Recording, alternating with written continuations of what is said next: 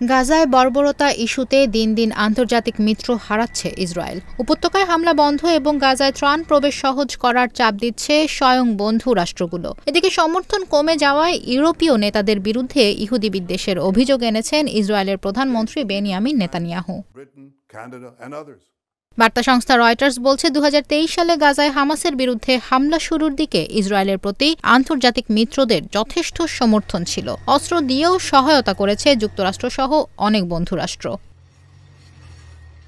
তবে প্রায় 20 মাসের নারকীয়তা এবং 3 মাসের ত্রাণ অবরোধের ঘটনায় তেল আবিবের প্রতি আন্তর্জাতিক সমর্থন ক্রমেই কমতে শুরু করেছে। অবিলম্বে হামলা বন্ধ এবং উপত্যকায় ত্রাণ প্রবেশ সহজ করার চাপ দিচ্ছে স্বয়ং মিত্ররা। গাজায় হামলা অব্যাহত রাখায় গত সপ্তাহে ইসরায়েলি প্রধানমন্ত্রীর ওপর ক্ষোভ প্রকাশ করেন মার্কিন প্রেসিডেন্ট। সহযোগীদের ডোনাল্ড ট্রাম্প জানান তারা যেন বেনিয়ামিন নেতানিয়াহুকে দ্রুত যুদ্ধ বন্ধের তাগিদ দেন। এর আগে গত 19 মে যৌথ বিবৃতি দেয় ফ্রান্স, কানাডা ও যুক্তরাজ্য। গাজায় তাণ্ডব বন্ধ না করলে ইসরায়েলের বিরুদ্ধে কঠোর পদক্ষেপের হুঁশিয়ারি দেয় 3 দেশ। এ সময় উপত্যকায় ত্রাণ সরবরাহ বাড়ানোর তাগিদও দেওয়া হয়। তাছাড়া ইসরায়েলের সাথে রাজনৈতিক ও অর্থনৈতিক সম্পর্ক নিয়ন্ত্রণকারী একটি চুক্তি পর্যালোচনার কথা জানিয়েছে ইউরোপীয় ইউনিয়ন।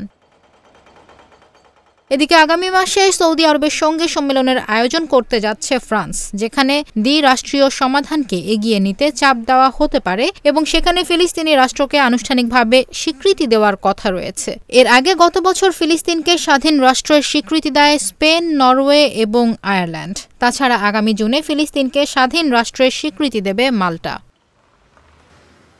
সমর্থন কমে যাওয়ায় ইউরোপীয় নেতাদের বিরুদ্ধে ইহুদি বিদ্বেষের অভিযোগ এনেছেন ইসরায়েলি প্রধানমন্ত্রী। এসব নেতারা তাদের দেশে মুসলিম সংখ্যালঘুদের চাপের কাছে নতি স্বীকার করছে বলেও দাবি বেনিয়ামিন নেতানিয়াহুর।